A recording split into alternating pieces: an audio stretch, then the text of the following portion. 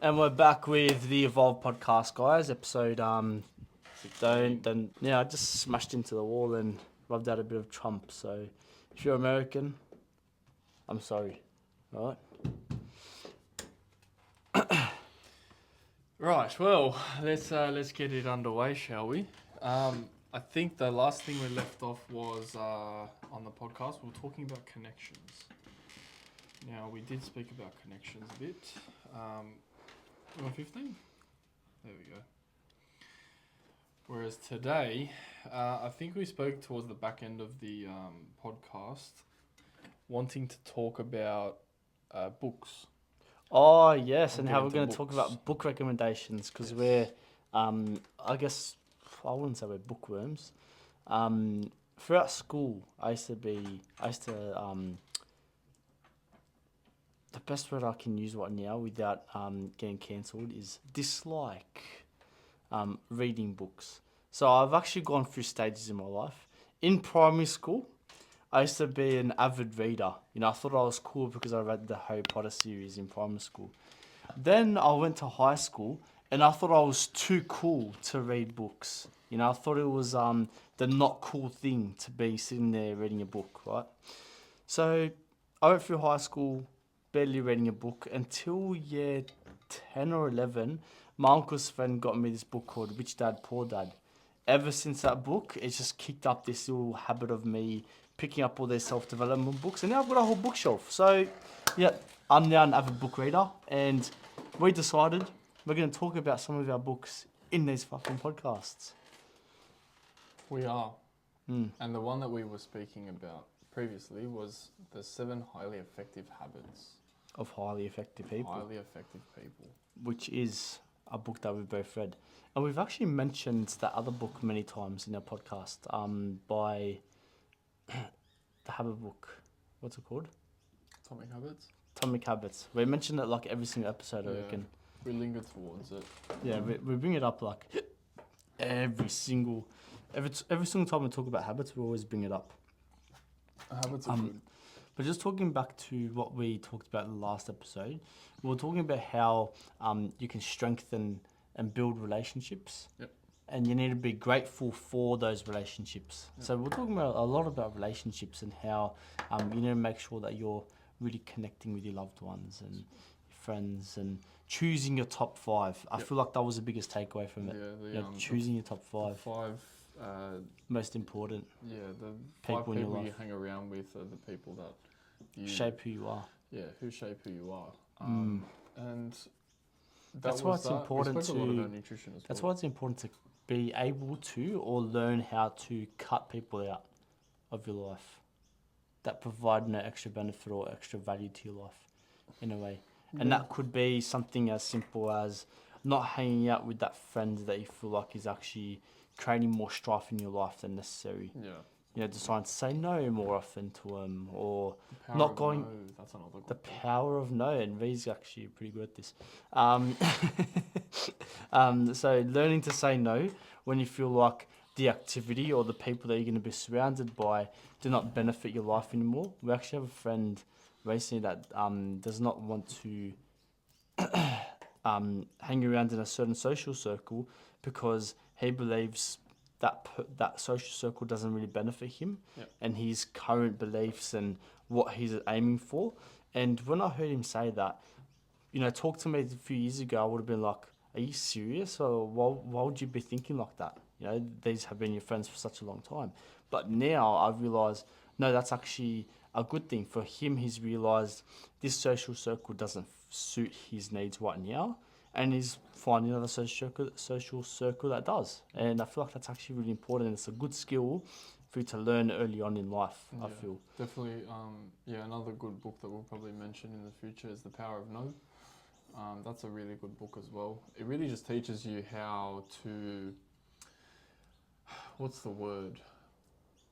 The Power of No is actually such a... Yeah, that's the whole essence of the book. But the whole power behind it is to know when to say it, to know where to say it, to know who to say it to. So it's all about the timing, it's all about the situation, it's all about sort of finding where your limits are and learning when to actually say no when it comes to social circles, But also learning when to gatherings. say yes as well. Yeah, learning when to say yes that suits you. Mm. It's all got to be in line with your goals and your aspirations. And I also do believe people are becoming very selfish these days as well, and not caring about other people. Like, yes, people are coming out saying that, like, everyone's becoming a people pleaser.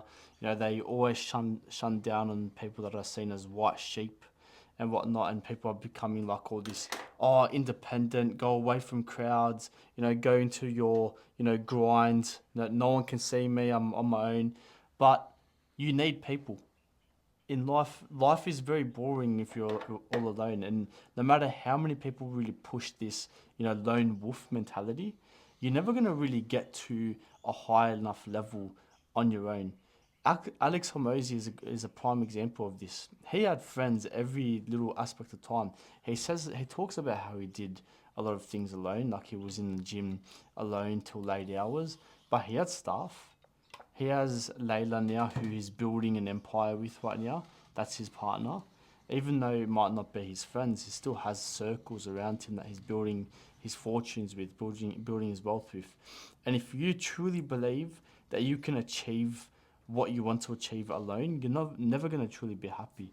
At the end of the day, humans are meant to be connected in some way. There was I saw it on YouTube Shorts. It was the George Yanko analogy, and the analogy was a shepherd has a herd of sheep, but one of the sheep has ADHD and goes wandering off every single time. The first time the sheep wanders off into another paddock, grabs the sheep, brings it back into the paddock with the other sheep. The second time he goes, where is he? Looks at the top of the hill, he grabs the sheep again, brings it back, breaks his legs. Now, he fed him, he cleaned him, he did everything, he had him over his shoulders until his legs were working again, until he was walking. And the sheep didn't actually realise, but just over that hill were packs and packs of wolves. So the whole teaching, the whole lesson is that there's going to be people that you aspire to and that you look up to and that can guide you through the process. But if there's no one to actually pull you back and guide you and sort of nurture you in that herd of sheep, we'll call it, then you're always just going to wander off. But you're never going to be knocked back enough to sort of realise that some people are important in your life. 100%. And they give you the right teachings to kind of like right view you in the right words, direction. the right wisdom. So that was a good one. I'd say I am that sheep. Definitely are. Definitely are that sheep. Maybe I'll just break your legs and carry you around. You look, where's Brendon? Oh, fuck, he's on top of the roof.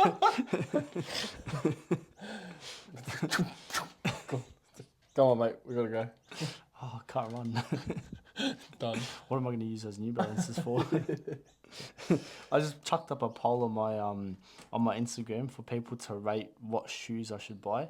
So once you see this podcast, you're going to see what shoes I bought. And yeah, I think I put the poll up to be between Hockers. What was the ones that you said? Mizuno's and New Balance. So far, New Balance is winning. Yeah. I guess I have to check after this podcast and do some research into it. I guess I'll find out when this podcast gets uploaded and I'll share it. Oh, maybe I can put the shoes on the cover. Yeah, I mean, I don't know how many people are going to be wanting to watch you holding up a pair of shoes, but you know what? There's no harm in trying. I don't know. I don't know how many people are going to be watching these, but we'll see as it goes. But speaking of running and how running can sort of ease the mind, I hate running. I've been going through a bit of a struggle recently of balancing work and running. Not running, but maintaining my wellness in between working and fitness and my lifestyle. What are some ways to sort of help balance your work and your lifestyle, like your work and your health? What are some good ways that you think can help balance that out? That's a good question. Because All it's right, so my best answer to this, like, in a way, essentially what we do is very corporate. We're behind our computers all day long, you know. True. Like, yes, we're recording this podcast right now, but before and after this podcast, we run our computers working the same someone would be working in an office, you know, writing emails, organizing meetings, everything that you would do in a normal 9 to 5, right? Now, there's PTs out there, and they're the ones that are all over social media, training hard with the six pack. They've got all the time in the world to train, because you remember the PT life. You know, you finish work by like 10, 11 a.m., then you wouldn't start work again until, late you know, afternoon. 3, 4 p.m., and then you'll finish at 8, whatever. We were working outside of those peaks. Yeah, So so- the peak was the 9 to 5. So anything before 9, which is what we were doing, and anything after 5, or like 3 to 5, 3 to like 8, were those time brackets that we were sitting in. So our day like pretty much shifted. So it was like work, sleep, work, middle of the day. Yes, yeah. So, in essence, what I pulled from that is that whole middle of the day when, you know, people like us are working, or the average person is working. That is when PTs are able to spend around 3 hours training, going to the gym, recording their content, training, looking good. Whereas, you know, when you finished a big work day, do you really want to train hard at the end of the day? It's hard to. Would you rather train at like 11, 12 p.m., like in the morning, like in the middle of the day, where you have the most energy? Essentially, most people have the most energy in the middle part of the day after they've had breakfast and whatnot.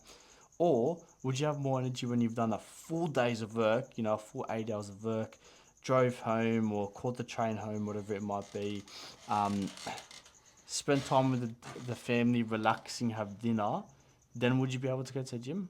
Or would you be like, relax? It's hard, eh? Because a lot of people have different commitments. See, like, what we do is different. Well, not completely different, but like we work in the morning, then we come home, and we eat, and then we go straight into work, and then sometimes we may have work in the afternoon. So there's no real. We've got to create. What I'm trying to say is, you can never teach someone else, and you gotta realize this from your own PT life as well. How you teach your clients, you gotta realize that everyone has different types of schedules. You know, no one person is gonna have the same schedule unless they work the exact same job, have the exact same family life. Now, if someone wants to aspire to look like that PT they saw on Instagram, that PT probably has 4 hours in the middle of the day to train. They've got all the time in the world to train, whereas that person that works 38 hours a week, even though they might work the same amount of hours, the time periods where they're off, it's going to be very different. Yep. So managing those times off, and trying to pull your resources to make sure you have enough energy at those times is going to be like your best case scenario to kind of get that edge. So for you, for example, because you're asking about how you achieve balance in your life, you start early morning. I'm sure you don't want to be training before you start work. Yep. You know, you start at like 4 or 5 a.m., so you want to start before that. You can either, you know, as soon as you finish your PT sessions, go to the gym, which would be around that like 10, 11 a.m. period, or wait till you finish all your office work, and after your PT work, which would be at like 8, 9 p.m. at night. I guess it just depends on where you kind of want to fit it in. You know, everyone has to kind of fit it in somehow. It's just matters of where it kind of aligns with their lifestyle and what they want to create. And you can never compare to someone else, because at the end of the day, some people have a lot more time. Some people actually have less time than what you think. It just create the balance that suits you best. And something that I realize is a big thing as well. A lot of people don't strive for this balance between health, balance between work. I feel like it's impossible to create complete balance. You're either going to be too far on one side or too little on the other. Yeah. Yeah. It definitely it can throw your day off, just that one little hiccup in your head or a bad day at work. Like you can go on weeks where you don't train. But now like coming to the realization that obviously you've got to create it in your own time, you've got to create it around your own schedule. It's a little bit exciting because in a sense you've got control over your own schedule. But then it's like, okay, how do I manage this? So what are some ways that you think people can sort of sit down and go, okay, how do I figure it out? Again, it just depends on their schedule. Yeah. A lot of people. I'm saying like methods like all right, I'll give it an example. So an example that I did was I sat down with Brendon, or I sat down with someone that understood my level of work, and we wrote down everything that we needed to do, dot points. That was our method. We wrote down everything in dot points. Then we said, okay, how much time roughly does this all accumulate? How much does this accumulate, that accumulate, X, Y, Z? Yeah, but that's what you're saying. Would only be talking to an entrepreneur. Not necessarily. Yeah, 100%. Because someone like Jonathan that works at trade finishes at the same time every night, starts at the same time every day. Someone like our parents start at the same time, finish at the same time every day. So for them, they know that the time they finish work.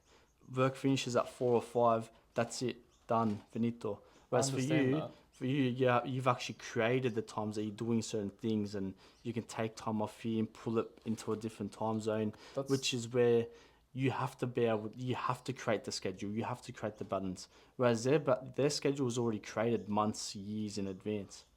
That's fine. I'm saying outside of that time that they have outside. I'm not saying like what I'm doing is the method, but because I've had to create a schedule for myself, I've had to go into a lot more depth. I'm saying for people that do work a 9 to 5, those outside of hours times, what could they do in those outside hour times? So then they write down, okay, what do I need to do in those outside hour times? All right, I know I've got to go to the gym. I know I've got to go for a walk. I know I've got to go to the shops. I've got to cook. I've got to meal prep. Okay, what are those things that I have to write down? So then that way, in those outside period times, they can go, okay, in the morning bracket, I know I have to wake up at 6. I'll go to the gym at 6:15. I'll train till 7. I'll come home. Like, it doesn't have to be obviously scheduled to a T. You may be a couple minutes late here and there, but at least they have like an idea of what they have to do in those time periods before they have to go at a better certain time and all that stuff. And there's balance, and they know, okay, on a Friday afternoon, I've got to see the boys, or on a Saturday night, I've got to go see the missus. That's why life is all about habits. It is. It's honestly all about habits. It is. And creating the habits that you believe suits your current or future desired lifestyle the most. Yeah. So for, if your goal is to be a marathon runner, then you've got to be someone that runs. Yeah. I've always said that analogy. Yeah. Then you've got to be someone that runs consistently all the time every week. So you've got to set times the same way you would set time for work aside to run. Yeah. So if you're an accountant, that means that you work as an accountant every day or, every week or so. You're working as an accountant. Now, if you want to be a marathon runner or a runner, you have to be someone that runs every week or so. And if you're not scheduling that in and some weeks you're missing, other weeks you're not, I don't know, would you seriously call yourself a runner? You got to put that all into accountability for yourself as well. Like, okay, 100%, and I'm waking up at 7 to go to work at 9. Sweet. You get to work at 9, you work till 3, 4, and then you come home. So you've got those 2 morning brackets that you can do something. Okay, if I want to be a marathon runner, how am I going to fit in that time? Where am I going to fit in that time? These are the questions that you have to ask to eventually find that work and wellness balance.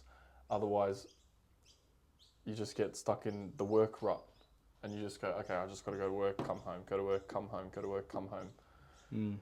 But when you want, like, we have a lot of people that call us and be like, oh, I've never started my fitness journey. I don't know what to do. I'm confused. Okay, what are you doing currently that involve some sort of fitness. Oh, I'll go for a walk maybe every 2 to 3 days. Oh, okay, that's not too bad. Like you're still getting some fitness in your life. Well, how about we try and go for a 30-minute walk a day? Can you fit like 30 minutes in your day? Yeah, I guess I can. All right, perfect. Would that rather be And that's them something that you creating do that in the little, morning? little habit. Correct. So And then if they're doing it every single day at the same time, that's going to become routine. correct. Then it's just, I wake up at 6 because I go for walks every day. So it goes from organising to Routine. to habit. So you break it down like that. I think that would probably be the best way. What you want to achieve? Organising it, breaking it down into a routine, and then it becomes a habit. So then your everyday life, you just flow into that. And if you feel like you fall off, there'll probably be days where you just go up and down. It's not going to be to a T, but it's obviously There's going to be days where you're going to be out till late one night. Yeah. And then you'll wake up not wanting to go for that walk anymore. And you can't be that stress head that's like, We're no, I've not got to be home robots. I've got to be home at 9:05. So I know because I'm going to have a 5-minute shower, and then after the 5-minute shower, I'm going to have 5 minutes to eat, and then it takes me about 10 minutes to watch a few TikToks, and then it gives me about 5 minutes to wind down before I have to go to bed at 9:30 on the dot, and then by the time, breathe, just breathe. Like that stuff stresses you out more. Like you want to obviously create that balance as much as possible. So like having the downtime as well equated into it all. You know, that walk may be that downtime. That reading the book may be the downtime. The spending time with family may be in the downtime. I Training. also do think that it's very hard to achieve complete balance though. You can't. Explaining it like I just did, it's hard to even fathom that you've got 24 hours to do all that work. Well, like if you think about it, you've only got, if you're working 8 hours, like I'm just pulling the average person here. They work 8 hours a day at the actual job. You're going to factor in, an hour or two of travel before and after work. So that's already 10 hours. That means you've only got another 14 hours in the day left for sleeping and the rest of your life. Okay, let's say they are really good with their sleep and they get 8 hours of sleep. That means they've only got left, 6 hours left. 6 hours left of extra time. Now you've got to factor into that 6 hours that they've got to eat. They've got to prepare food in some way. They've got to, get somewhere to get food, as in go to Coles or shopping, collect food somewhere like that. I would say those few things just there would take at least an hour or two. Yeah. That leaves them with 4 hours. To get to the gym, it can take up to 30 minutes for some people. 30 minutes there and back, that's already an hour. This doesn't really leave people much time for, relaxing hobbies like reading a book, spending time with their family, all that extra stuff that people love to do as well and should be a part of life. Big time. You know what I mean? Big time. At times, it is going to be very difficult to, hit the gym 5 days a week or 6 days a week, like, the influencers you see on Instagram. So that should be considered as extremes, as much as people like to say that you should be doing that every day. I feel like aiming to get some type of strength training done 3 times a week, and then, maybe creating some active activities with your family members, involving the other things that you want to do in your life and combining them with other things as well is going to benefit you a lot more. Like going on walking / eating dates with your family members, activity, food and family. That's just a few different ideas, I guess. But like at the end of the day, I feel like forcing people to train every single day is pretty absurd, I reckon. Yeah. Like there's some trainers like on social media, it's like train every day, get in the gym. Train. No days off. It's good. Like if you want good on you, man. If you want to be that level, that elite level, that's what it's going to take. Yeah. That's what it's going to take, is for you to actually fully dedicate yourself. I think it was Michael Jordan, his coach, was saying like, there was a video that I saw on YouTube Shorts, and he was saying how every single breathing minute that he either had a basketball in his hand or he was on the court. What? He was crazy. That's one of the best in the world. you know. So like, Well, that's how you do it though. that's how you do it. That's how you create a name. That's how you create a face. That's how you create a brand. That's how you create anything, is by being the best of it, the best at it, and the most consistent at it. But I think a lot of the day and age that we're in, there's a lot more mental health problems. A lot more people actually speaking out about how they feel. Michael Jordan isn't that long ago. These people are still going through. Ronaldo did the exact same thing. 100%. Like 100%. it's and there's still people to this day that like Hormozy, whatever, people that are living through this whole like mental health thing. I don't know what you think of it. But I truly believe that, you know, people are becoming very weak because of societal damage. I feel like society has tricked us or tricked people into thinking that, you know, you can't work hard. You need to achieve balance. You can't work yourself to the ground. There's this thing called, what's that word you always say? Like burnout. You're going to go into burnout mode.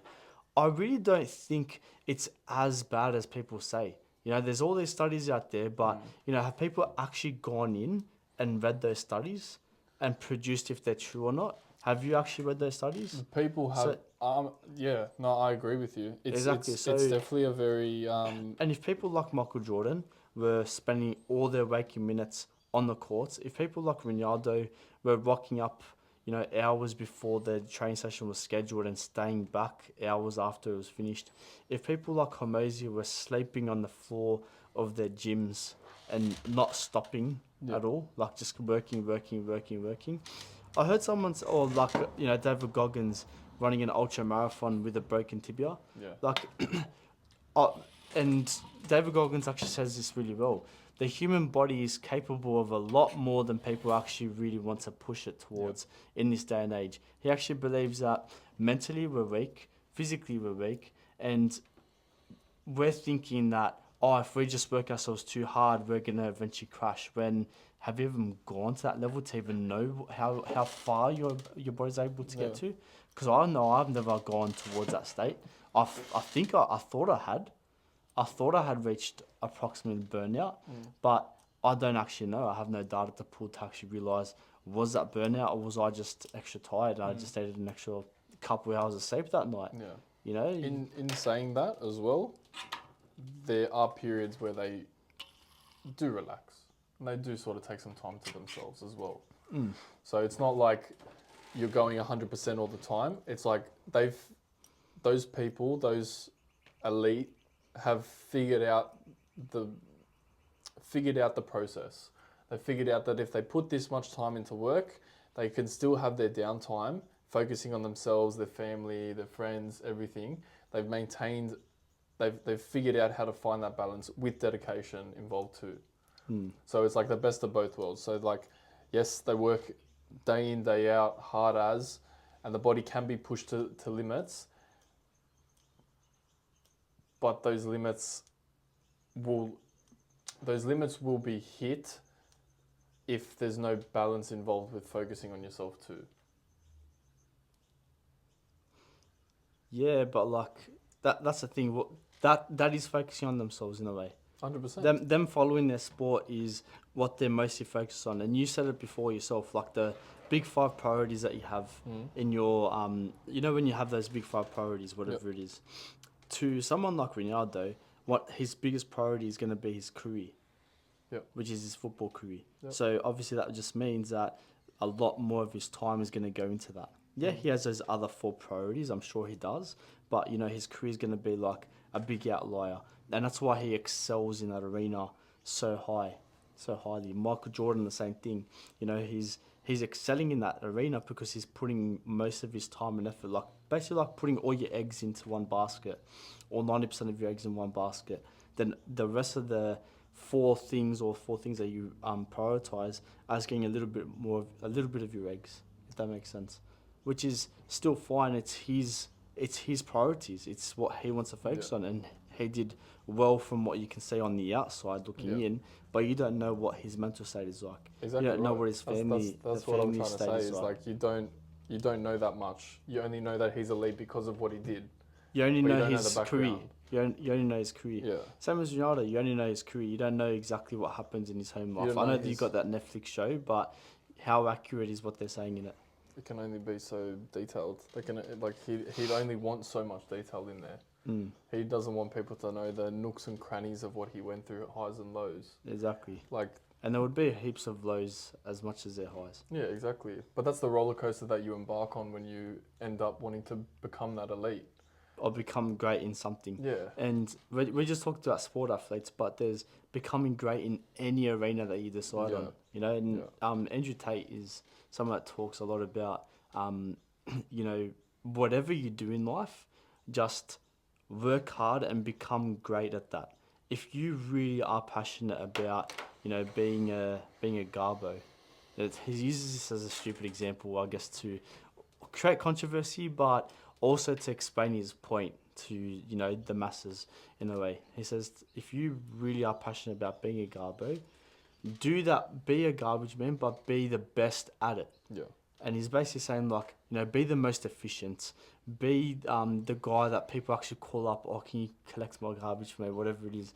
Stupid example, but, you know, in It's what a good he's saying, it's a good analogy to say, like, you might not be a businessman like he is, but you might still like working a 9-to-5 job. He's just saying, like, go hard with it, be good at it. You know, if you're just half-assing, rocking up to work like, just another day, it's boring. If you're trying to excel and trying to be better than the day before, you're improving, you're constantly getting better at whatever it is that, you know, you had passion in at some point in time. And then if you keep on doing that, you're only going to get better. It calls them upward spirals. Yeah.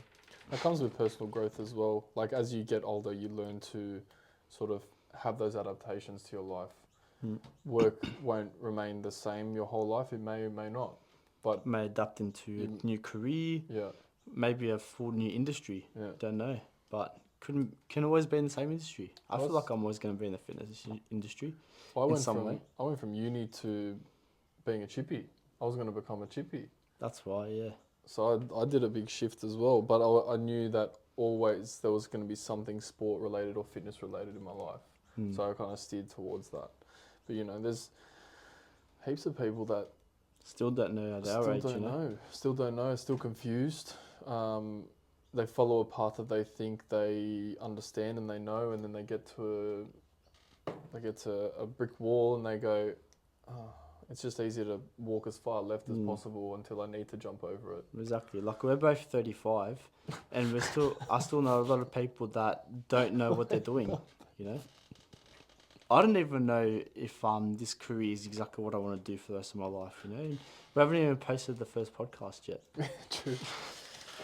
It's all about sort of learning and grasping at those new strings of knowledge every single day. You know? But I feel like the one thing that we've taken on board is learning to be okay with adapting to new things. Like, we've thrown this in front of our face and we've just done it. We like it so far. It's not something that I'm fully comfortable with yet, but now, like, being all these episodes in, I'm able to just talk like this and, like, just be fully comfortable. I feel like I'm getting better and better at it. Just 100%. I feel like we started off doing a lot of content face to face on social media, like in the that's how it started. Real space. So, like, you know, only 1 minute videos, you know. So comparing a 1 minute video to a full 1 hour podcast, it's a very big difference. There's a massive difference because in those 1 minute reels, there's a lot of editing involved, right? I say something stupid, he just cuts it out and adds music over it, and, you know, there's captions and just beeps things out, whatever it might be. Whereas these podcasts, we want to make them as raw as possible. So you're going to be hearing my shitty English and all my stutters and all of our ums and ahs, because at the end of the day, we might not speak like this in person, but, you know, if I'm facing a camera, I don't normally talk to a camera like this for a full hour, you know. But it's good. Whereas I'm used to talking to a human for an hour. Yeah, you know? I think that's the beauty of having, like, two people on a podcast, because you get different sides. Like, we just had a little debate about, you know, those the people that are the elite and the ones that, you know, work hard and the average Joe. So, like, it's good to get two different perspectives on it and sort of learn from there. But one of the things that I took away from the book that we were talking about before, the 7 highly effective habits of highly effective people, was to be proactive. That was habit number 1, and that being proactive and focusing and acting on what you can control and influence is such a big part of like your personal growth, your mental strength, your ability to adapt, your ability to change. Like there's so many different avenues with And just a little word like being proactive towards something. Yeah, I feel like it's a big thing to be proactive rather than reactive. And I always say this to a lot of people, like instead of reacting to something, waiting until something happens for you to have an action to it, being proactive and anticipating that before and actually making the moves first. Who said that? Sadhguru, I think it was. There was a video of Oh, really? Sadhguru. I think Jono may have sent it to us. Oh, maybe. I think that was Probably. where it was from. But it was like, learn to be proactive instead of reactive. Because if you become reactive, you let your emotions override what you're feeling. But when you become proactive, you're feeling towards something that you can be active towards. Yeah, that's one way to look at it. But I'm talking about like be proactive. So then, someone like Ronaldo, I guess this pulls from our examples before. I'm sure he didn't have someone telling him to rock up at the park earlier than everyone else. I'm sure he didn't have in his mind like, oh, if I rock up at the park before everyone else, I'm going to become the best in the world, whatever it is. No, there was no one telling him. Yeah, no one was. It was a personal decision. It was a personal decision. That's him being proactive, Yeah, realizing 100%. like, oh, if I keep on doing this Yeah. without anticipating the benefits I'm going to get in the end, 100%. I'm going to be proactive and keep on doing it no matter what is going to happen. Yeah. And that was just one of the habits that he created, and it was something that he can control at the end of the day. It Because was a very big influential. he was influential on his whole team. Yeah, like just his own mindset, his own drive to be the best of the best, has inspired so many kids, so many youth going into the football. Like so many people these days have just followed his strive to be proactive for himself. But he didn't do it for anyone. He just did it for himself and his goals and his aspirations. He knew he wanted to be the best. He knew he wants to be the best, and that's what I mean. He began with the end in mind. Ooh. And that's habit number 2 in the book. So in my head, when he was at United, he was actually a young teenager, right? And they did like some, after one of the games that they won, they did some like interview process. They were asking all the players, who's the best player in the team, like that type of question. Yeah. And this is when they had like the best players in the world, like Paul Scholes, Rio Ferdinand. Anyways, the list goes on. I'm sure you guys know that era. So they asked all these players who they thought was the best. When it came to Ronaldo, he was like, me. So everyone said players like Scholes and stuff, and then Ronaldo was like, me, and he was like 17 or something like that at the time, 18. And fast forward 5 years, he was the best player in the world. So at the end of the day, like, what I meant to say with that was the fact that he had this thing in his head that he was going to become the best player in the world. So he just believed, okay, I'm going to become the best player in the world. What does that mean? And he planned himself to kind of go into that state. All right, the best player in the world would be training more than everyone else. Yeah. Okay, rock up to training earlier, leave later. That was stuff that he was doing to separate himself from the rest of the crowd. He was putting first things first, which is habit number 3. Oh, wow. So habit number 3 is put first things first. So prioritize and achieve your most important goals instead of consistently reacting to urgencies. So that's pretty much the whole description of that habit. But putting first things first is prioritizing the right things. What do you need to do to achieve what you need to achieve? And that's what he did. He prioritized training. He prioritized learning about the game. Studied the game. He watched games galore. That was the first thing that he had to do in order to create that habit of becoming the best player in the world. And it's a great example because it shows you study the best, you want to be the best, you focus on becoming the best, you will be the best. version of yourself. It doesn't have to be the best soccer player in the world, the best You entrepreneur don't have in to the world. compare to someone else. You Exactly. just compare to yourself. I always like to, and something that I've always done in the past, Rianon's done in the past as well, still does, is journal. If you go back for your journal and look a year ago, you'll be able to see what you were thinking. You'll be able to see what you were writing down and the type of person you were back then. And then if you're journaling correctly, you'll be able to say like, oh wow, I've actually changed and gone and adapted really well over the last year. If you do all right, and there's actually ways to journal correctly. You don't just doodle whatever the fuck you want. There's actually ways to, journal the right things so then you can actually look back and say, oh, well, okay, I was here, now I'm here. Yeah. Whatever it is. It's like a process of like evolution. Process of evolution. Oh, Seeing yourself evolve. Yep. Why do you think we called it Evolv? So habit number 4 was think win-win. And what I remember this chapter pretty well actually. I think I reread it like twice or 3 times. Because when you go think win-win, you go think win-win. So what it meant, like what the whole chapter went into was like whenever you're interacting with another person, maybe it's interacting with a business, a colleague, a partner, a family member, whatever it is, think win-win. So if you want something from that person, you've got to make sure that they're receiving something as well. So you're both winning out of the situation. If you're thinking win-lose, so you want something, but then that person loses from giving you that thing that you needed, then you're not going to actually win anything because that person's not going to regard you as highly anymore. And after vice that. versa.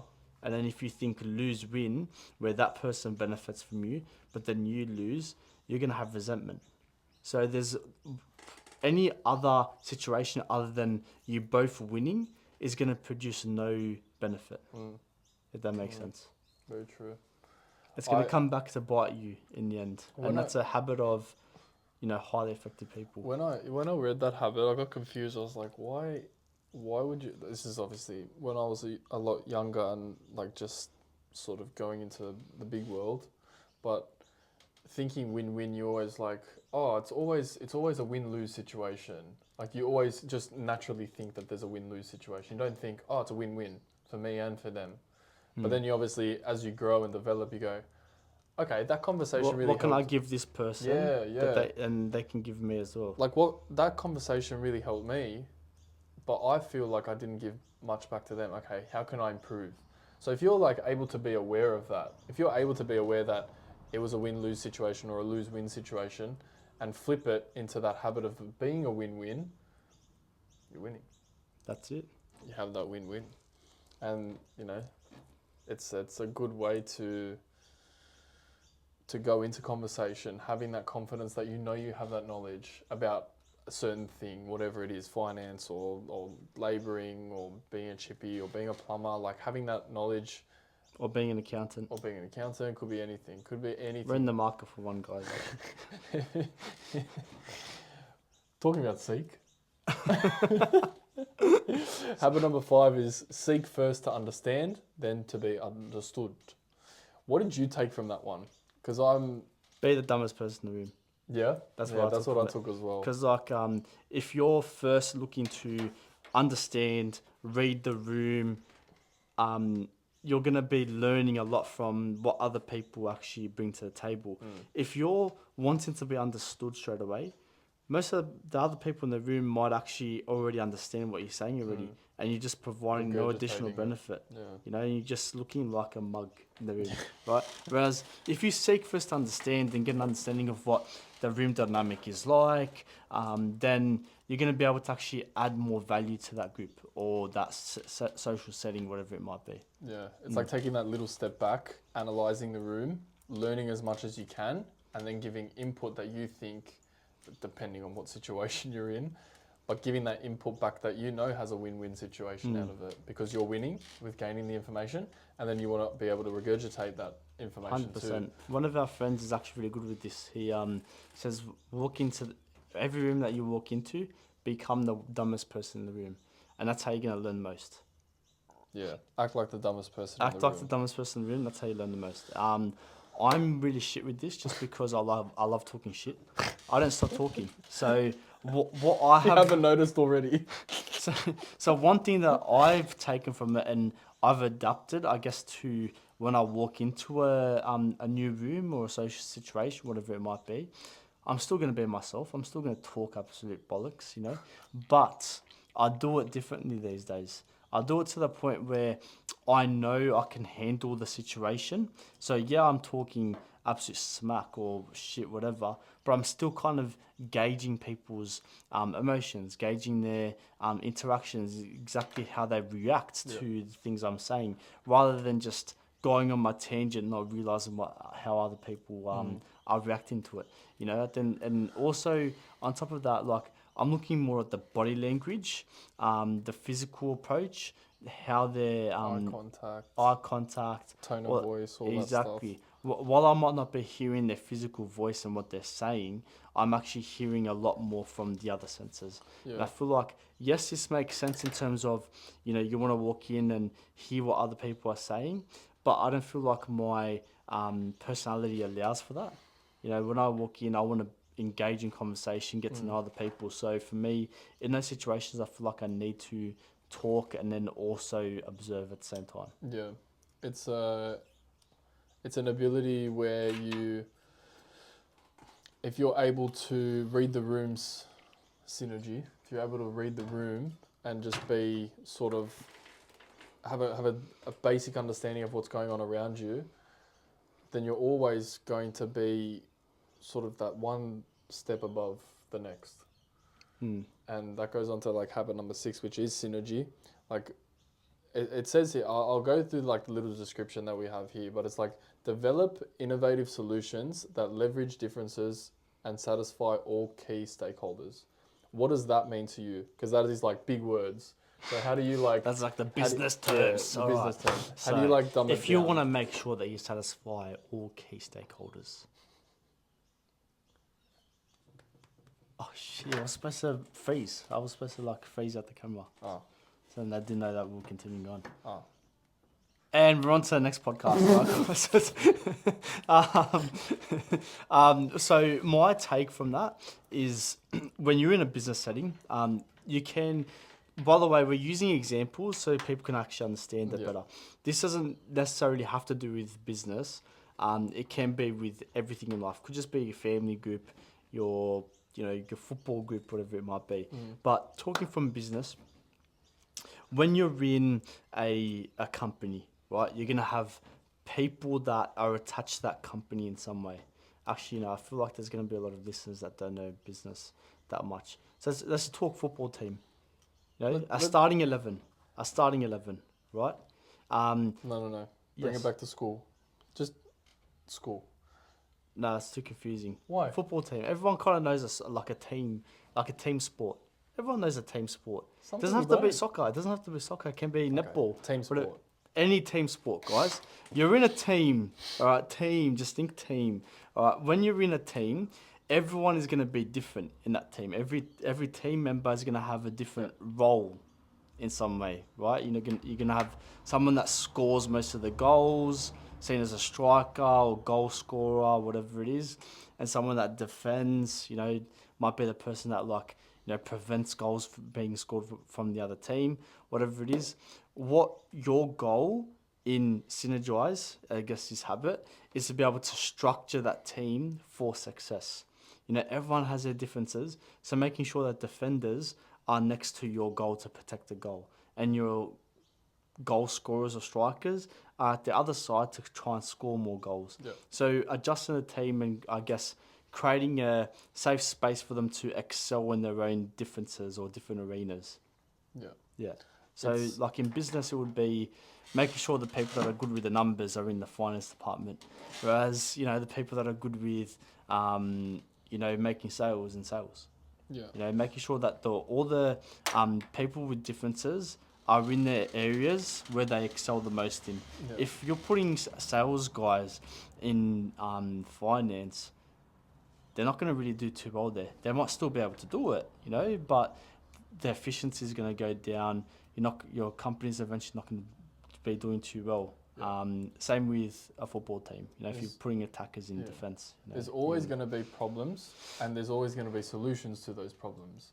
But if Mm. you're able to develop a way to sort of not categorize them, but make everyone satisfied in those problems and solutions and areas, whatever it is, and yeah. areas, then Then that's you're a, good that's at the, that's you're the good at habit. synergy. But You're yeah, good at synergy. synergy is Yeah. definitely something to be.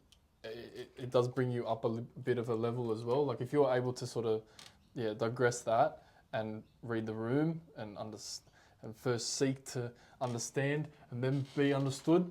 Like they all flow into each other. Like all these habits flow into each other, and it's a really good book in that sense because they all sort I of feel flow. like people should actually read this and give us their honest review. Yeah. But before we move on, there is one more habit that we forgot to talk about. It's called sharpen the saw. So you know what? I've talked about the last two habits. So Yeah. you finish us off for this one. So this one was a really good one.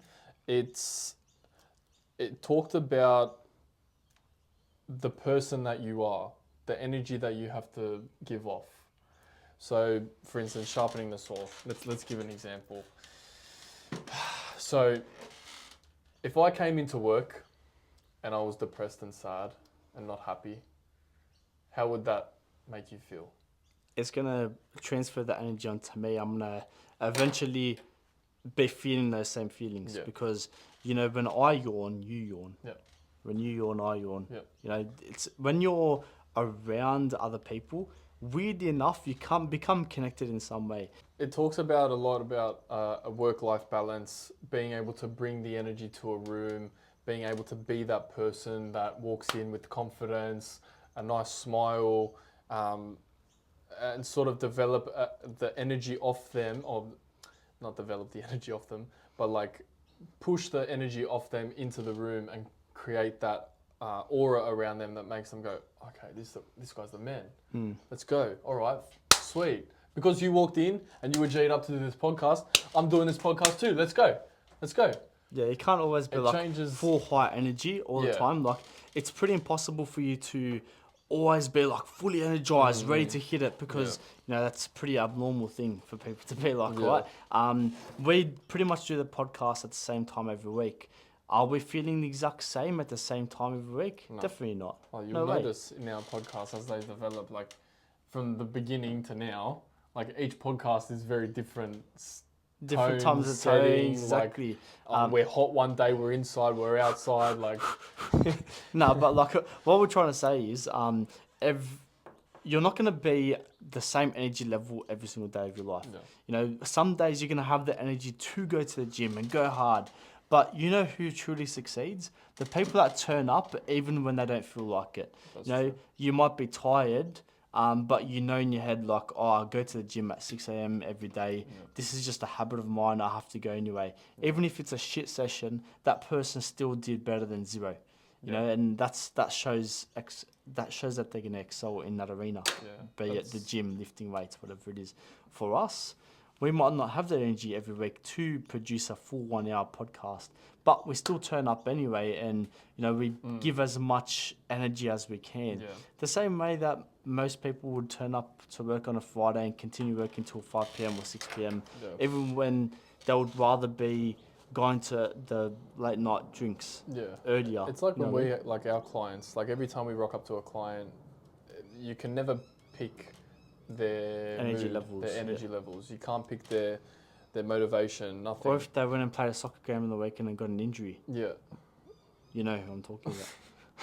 But like just being able to bring that energy, bring that motivation to that session, just be like, all right, look, that's all good. I still want you to train today, but let's just regress some exercises and we'll make sure that you still get head to toe pretty much fully worked out, and then you can go on with your day. But there's always a benefit to that as well, because pushing that energy off onto them increases their endorphins, and they're training, they're feeling good, and that's the same with having that work-life balance that we talked about earlier. Like having everything to a T, or like a better understanding around your lifestyle makes you go, okay, cool, this is good, I can do this. Motivation, cool. energy towards it is getting better. It's increasing. And then you sort of, instead of it being a roller coaster like that, you learn to just slowly increment it. So now it's all about time. Time comes into play then. And then you can go down a whole different rabbit hole with that. And I think what I read from that last chapter, I feel like I was very undecided whether it tied into how I am as a person. Just because it was saying how you should make time for activities that are going to improve your energy and rejuvenate you in some sort of way. Yeah. And I feel like that's good. For me, I get a lot of energy from going out there, meeting new people. Yeah. So for me, hanging out with my mates, socializing, going out with family, whatever it is, doesn't have to be like just friends. Can be, new people, whatever it is. Me hanging out with new people or around other people is gonna be the thing that boosts me up. It's gonna give me enough energy to excel in my next week. Yeah. Whatever it is. That's true. That's something that I took away from it too, was whereas other people, I'm a high eye, for instance. So my energy in a room can go through the roof. But there's other people that need to actually have downtime. Yeah. Where they'll have to read a book or. Yeah. So that's why we say there is no right or wrong way. Yes, I get my energy from socializing, but there's other people that actually lose energy from socializing. So they actually need to pull back. Their social battery drains. Yeah. Some people and there's some people that go to the gym get that. Yeah, from being in that energy solitude, that you get from talking to people. Yes, they get energy from the gym or I going for a don't actually walk. feel flat after a gym session. I feel like. Yeah. And then, but if I'm seeing someone at the gym, Energy. full blown, far out. It's interesting. It's actually interesting how every human is different, but that's the beauty of humans, right? That book can create a lot of. This is why I actually don't mind if we actually talk about things like this, like self-development books, because it actually gives a new perspective on the book. It gives a new perspective on reading. Gives a new perspective on people understanding. Like there's a lot of different processes out there in the world. A lot of people think different ways. We gave multiple different answers, multiple different examples. We talked a lot about football. But I feel like that's the most basic answer that everyone would be able to know. Ronaldo's the most followed human on the planet. So I just thought everyone kind of knows who he is. Yeah. I'm just saying it gives everyone an understanding. Everyone does know who he is, but it makes the example a lot easier to understand of what we're going through with the 7 habits. Yes. Yeah. So 100%. I think in saying that, I think we do another book next week. I'm going to start reading Ego is the Enemy. And we'll bring that to the table next week, I think. Do some little book reviews. But I think we covered a lot of topics today. We did. I guess am I allowed to ask them that question? No. Definitely not. I think we call it. There is a question I wanted to ask you guys today. But you know what? I'm going to leave this question here. Yeah. And I'm going to wait until this podcast is actually uploaded. And you know what? We'll put it to the audience. I will ask you guys this question. If this video right here gets 1,000 views, how about that? 1,000 views. 1,000 views, which is not that. That's not that. Oh, that's not a lot, is it? Yeah. It's my Instagram videos get 1,000 views. So. But it's a full hour. It's a full hour. Doesn't that mean I have to watch a full hour for it to be 1,000 views? No, just if they click on it to view. So what would it have to be then? Make it 5,000 views. Because I don't want that question being asked. Okay. 5,000 views, guys. And I'm going to ask you guys a question. So if you get it, make sure you repost this video and we'll see you soon. Ciao.